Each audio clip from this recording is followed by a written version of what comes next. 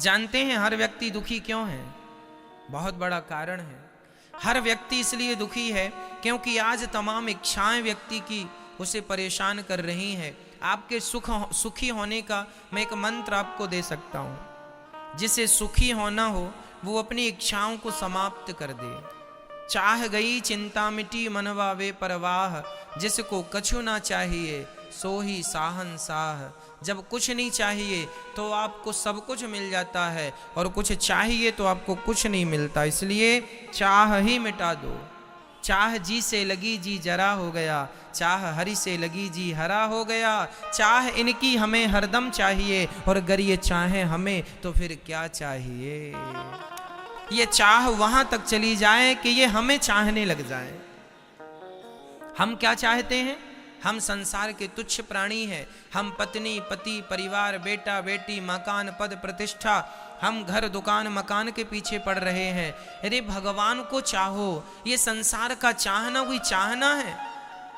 किसान गेहूं बोता है तो गेहूं तो काटता ही है, पर गेहूं के संग एक चीज उसे फ्री में मिलती है। क्या क्या?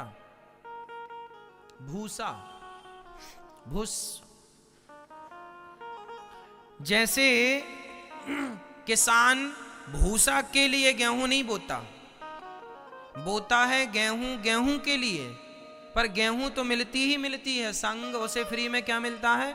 भूसा। उसी प्रकार ये मनुष्य का शरीर तुमने भगवान को पाने के लिए जन्म लिया है, भगवान को पाने के लिए मनुष्य का शरीर धारण किया है। अरे भगवान को पाने के लक्ष्य से चलते रहो तो संसार का सुख वैभव प्रतिष्ठा पति पत्नी बेटा बेटी भूसे की तरह है, ये तो मिलेंगे ही। अरे गेहूं मिलेगी तो भूसा जाएगा कहाँ? भगवान मिलेंगे तो ये संसार का सुख जाएगा, ये तो मिलेगा ही मिलेगा। लेकिन विडंबना ये है कि हम उस भगवान को छोड़कर भूसे के पीछे भाग रहे। हमें तो भूसा दे दो, भूसा दे दो।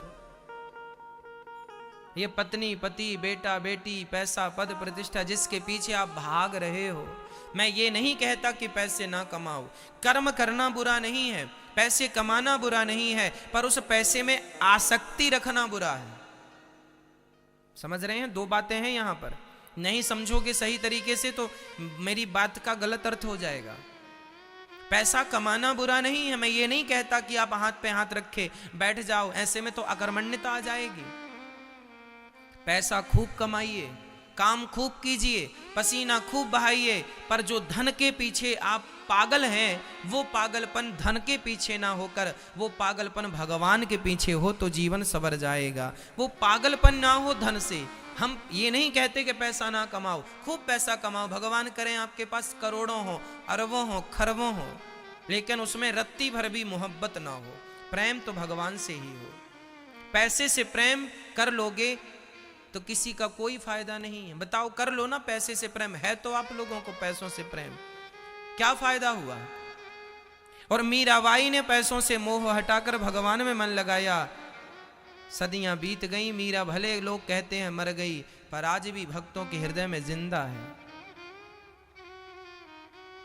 इसलिए मीरा की जयंती तो मनाई जाती है, विवेकानंद जी की जयंती तो मनाई जाती है, पर बड़े बड़े लोगों की टाटा बिरला अडानी अंबानी की जयंती नहीं मनाई जाती। मेरे भाई, पैसे वालों की जयंती नहीं होती, जो भगवान को प्राप्त कर लेते हैं उन्हीं को लोग याद करते हैं। धनवानों को कौन याद करता है? आज हैं कल नहीं रहेंगे, कौन याद करेगा? पर भक्तों को तो सदियां बीत गई, आज भी याद किया जाता है उसी सम्मान के साथ। हाँ या ना? इसलिए जीवन में सार तत्व हम आपको समझा रहे हैं कि परिवार बुरा नहीं है, उस परिवार से जो अटैचमेंट है आपका वो बुरा, हम उसके लिए मना कर रहे हैं। जीवन में सुख का मूल क्या है? सुख का मूल है इच्छाओं का परित्याग करना। जी जो है हमारा मन, इनसे लग जाए। ये जो इच्छाएं हैं हमारी संसार को पाने की, ये संसार को पाने की इच्छाएं समाप्त होकर बस भगवान को पाने की इच्छाएं हो जाए कि कन्हैया तुम्हें एक नजर देखना है, जिधर तुम छिपे हो उधर देखना है। चाह जी से लगी जी जरा हो गया, चाह हरि से लगी जी हरा हो गया, चाह इनकी हमें हरदम चाहिए, और अगर ये चाहें हमें। इतना प्यार करो भगवान से, इतना प्यार करो भगवान से कि आज आप भगवान को चाह रहे हैं, वो दिन आए कि भगवान आपको चाहने लग जाएं। चाह जी से लगी जी जरा हो गया, चाह हरि से लगी जी हरा हो गया, चाह इनकी हमें हरदम चाहिए, और अगर ये चाहें हमें तो फिर क्या चाहिए। जीवन की दौड़ वहां समाप्त होती है। गंगा तब तक दौड़ती है गंगोत्री से निकलकर जब तक सागर की प्राप्ति नहीं हो जाती। अरे जीवन में दौड़ भाग तब तक है जब तक परमात्मा रूपी सागर प्राप्त नहीं हो जाता। परमात्मा रूपी सागर प्राप्त हो जाए तो जैसे गंगा सागर में जाकर बिल्कुल शांत हो जाती है, उसकी दौड़ समाप्त हो जाती है। जीवात्मा की दौड़ तब समाप्त होगी जब परमात्मा की गोद प्राप्त हो जाएगी, परमात्मा के चरण प्राप्त हो जाएंगे। इसलिए आज लोग भाग रहे हैं, परेशान है। क्यों? क्योंकि अभी तक तुम्हें वो गोद प्राप्त नहीं हुई जिस गोद के लिए तुमने जन्म लिया है। क्या करो, तुम रास्ता ही भटक गए हो। जाना था वृंदावन पर पहुंच गए दिल्ली, सीधा निकल गए। अब रास्ता, अब एक सज्जन दिल्ली पहुंच गए, कहीं से आए होंगे, दक्षिण भारत से आए एक सज्जन, वृंदावन उनका बहुत सुना कि भाई वृंदावन में बिहारी जी हैं, चलो जरा वृंदावन चलते हैं। तो वृंदावन आए तो सही, पर उनकी ट्रेन जो है मथुरा स्टेशन रुकी तो सही, पर वो क्या हुआ कि उनकी नींद लग गई और ट्रेन उसके बाद सीधा वो दिल्ली पहुंच गई। अब वो दिल्ली उतर गए और दिल्ली में वहां लोगों से पूछ रहे, भैया ये बिहारी जी कहाँ हैं, ये वृंदावन कहाँ है। उन्होंने कहा भाई दिल्ली में वृंदावन नहीं है, वृंदावन तो वृंदावन में है। आप गलत जगह पर पता ढूंढ रहे हैं। बिहारी जी के लिए तो आपको पहले वृंदावन जाना पड़ेगा। आप बहुत आगे आ गए, थोड़ा पीछे जाइए। बस यही जीवन का सिद्धांत है। हम लोग जिस परमात्मा को पाने के लिए आए थे वो तो पीछे रह गया, हम लोग बहुत आगे निकल आए। पति पत्नी परिवार की खोज करते आगे निकल आए और अब पति पत्नी परिवार में उलझ कर पूछ रहे भैया भगवान कहाँ है। अरे भगवान को पाना है तो जरा पीछे जाओ। पीछे जाने का अर्थ है इनसे मन हटाओ और भगवान के चरणों में मन लगाओ और फिर वहां प्रेम करो। अभी तुम प्रेम कर रहे हो पत्नी से, पति से, बेटी से, बेटा से, धन से, दौलत से। वही प्यार जो पत्नी और पति और परिवार से है वही प्यार भगवान से होगा तो काम बनेगा। प्यार अलग से नहीं होता, प्रेम अलग से नहीं लाना कहीं से। जितना हमारा संसार से है उतना भगवान से हो जाए। मीराबाई भगवान से प्यार करती थी, नरसिंह मेहता भगवान से प्यार करते थे। तो भगवान से प्यार हो जाए तो ना काम होगा। अब हमारा प्यार तो जमाने भर से है, इनसे भी प्यार, इनसे भी प्यार, इनसे भी प्यार।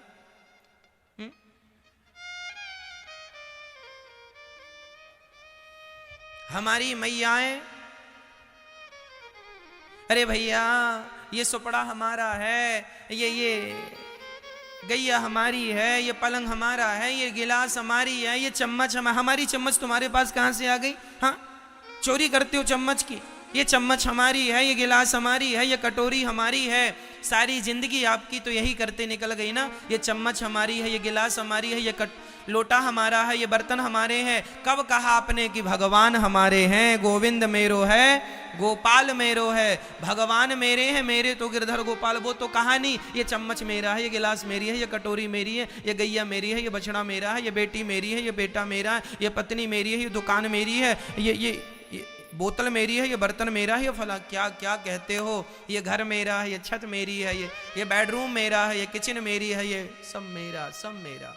तुम्हारा जो है उसे आज तक नहीं कहा कि ये मेरा है। गोविंद मेरो है, गोपाल मेरो है, मेरे तो गिरधर गोपाल, दूसरो ना कोई। ये यथार्थ में ये तुम्हारा है, पर इसे कोई नहीं कहता कि मेरा है। बस जो तुम्हारा है ही नहीं उसके पीछे भाग रहे हो, यही तुम्हारे दुख का कारण है। जो तुम्हारा है उसे तुम अपना तो मानते नहीं हो, और जो तुम्हारा है नहीं उसके पीछे भाग रहे हो, यही तुम्हारे दुख का मूल कारण है। अब अज्ञानियों की तरह तुम व्यवहार करो तो इसमें ईश्वर का क्या दोष है? अब परेशान हैं लोग। भारत में 135 करोड़ लोग रहते हैं लगभग सभी लोग परेशान हैं, कुछ लोगों को छोड़ के। क्यों परेशान है? इसलिए कि जो तुम्हारा है नहीं उसके पीछे भाग रहे हो। कह दो अपने दिल में हाथ रख के किसी वस्तु को, कह दो कि ये वस्तु मेरी है। अरे वस्तु की छोड़ दो, ये शरीर जिस पर तुम बैठे हो ये भी तुम्हारा नहीं है। ये शरीर हमारा नहीं है, ये बाल हमारे नहीं है, कब झड़ जाए पता नहीं। ये रोम हमारा नहीं है, कब झड़ जाए पता नहीं। ये हाथ हमारे नहीं है, कब काम करना बंद कर दें पता नहीं। आंख हमारी कब फ्यूज हो जाए पता नहीं। कान हमारे कब पंचर हो जाए पता नहीं।